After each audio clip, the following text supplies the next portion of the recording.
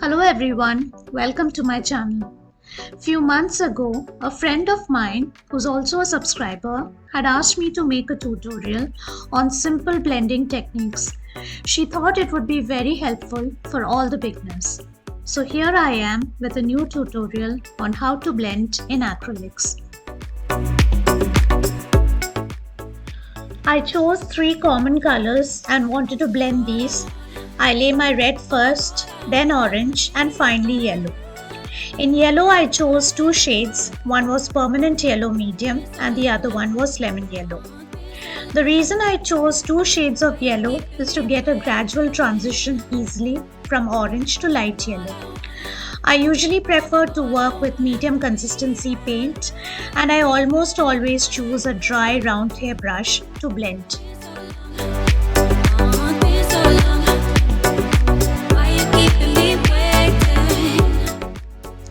After laying down the colors, we need to start our blending fast as acrylics dry very fast. So I touch and see that if it's still wet, and at that point I take an old dry brush and try mixing the paints, especially where two colors meet. And to do that, I move the brush in a circular motion. You could use horizontal strokes or vertical strokes to blend. This is just what I prefer for the first round. I also like to work with a medium consistency paint, as I've mentioned already. I do that because I feel it's easier to blend it, so you won't see me taking too much water while working. However, the drawback is it dries very fast, so we need to work really fast. While blending, think of it like you're mixing the paints, especially near the borders. Now, what I mean by that is the point where both the colors meet. And while mixing, try not to push one color too much into the second color, as by doing that, we would lose our gradual transition.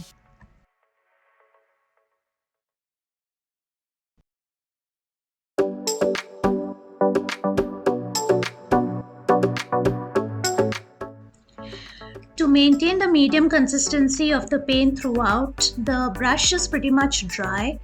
However, there would be times when you would have to thoroughly clean it, especially when you're moving from the darker sections to the lighter sections, as you don't want to push too much of that dark color into the light color. You might then lose the light sections very fast. So in such cases, you would have to wash the brush thoroughly and then dry it before moving on to the lighter areas.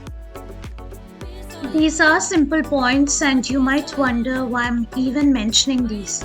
But very often I see my students making these mistakes, which sometimes make blending so difficult for them.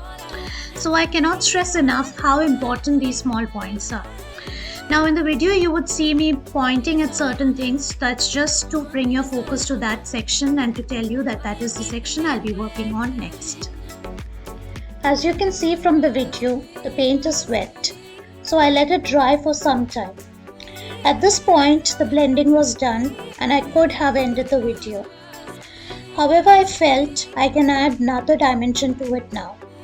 All this while I was working with wet paints, but I thought this could be an opportunity to show how new paint can be blended in after the old ones have dried. So I mixed Prussian blue with red, made a deep shade of purple and started painting with it. To blend this new color, I followed the same pointers. I didn't use too much water, the paint was of medium consistency and the brush was more or less dry.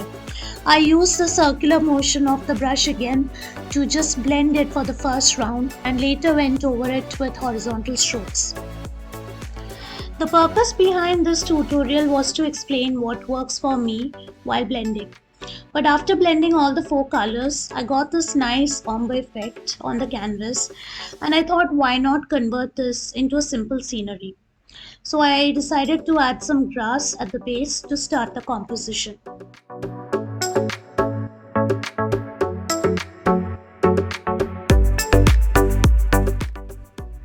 Next, I wanted to add some depth to the painting. I wanted to keep the darker strands of grass in the forefront, and at the back I wanted to add few lighter strands. So I just took my burnt umber, diluted it a bit with water and just started making few strands at the back.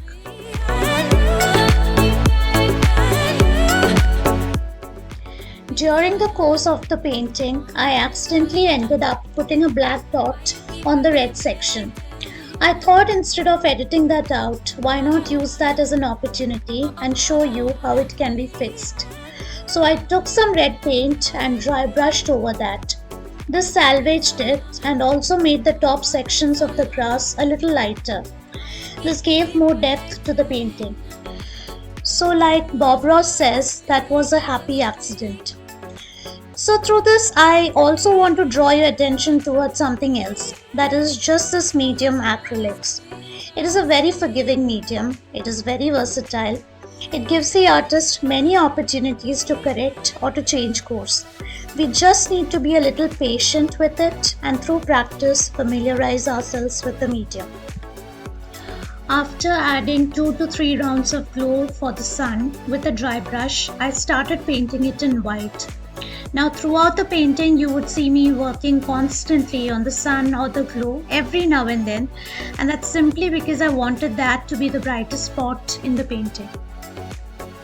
I also add a bit of permanent yellow medium on the tops of the grass to show the last bit of fleeting light.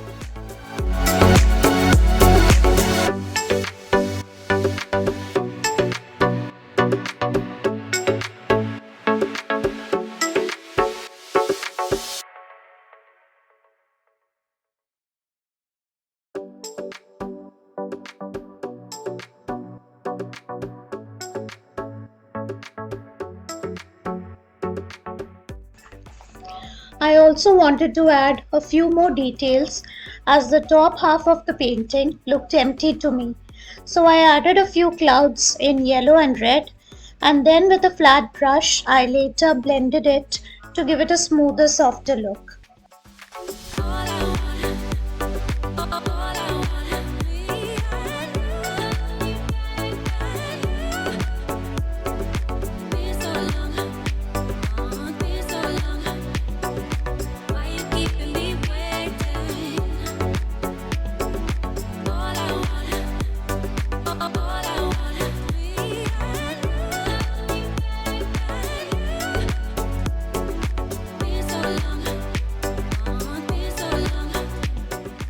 The composition still didn't feel complete to me.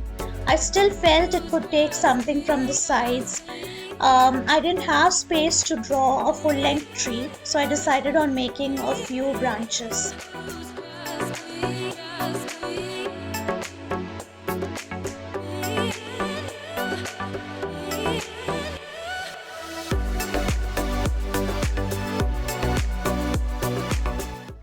While painting branches, few points that one should keep in mind are to work with a long hair brush or a detailing brush.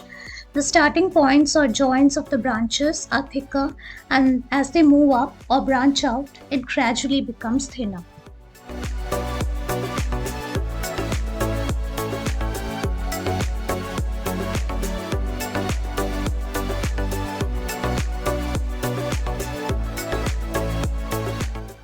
By this point, I was pretty much done with the painting. I spent the next couple of minutes on touch-ups and corrections. I also added a few birds to complete the composition. With this, I come to the end of the tutorial. I hope you had as much fun as I had painting it. If there are any suggestions or feedback for me, please do let me know in the comment section. If you like my content, please do like, share and subscribe. Thank you so much for your time.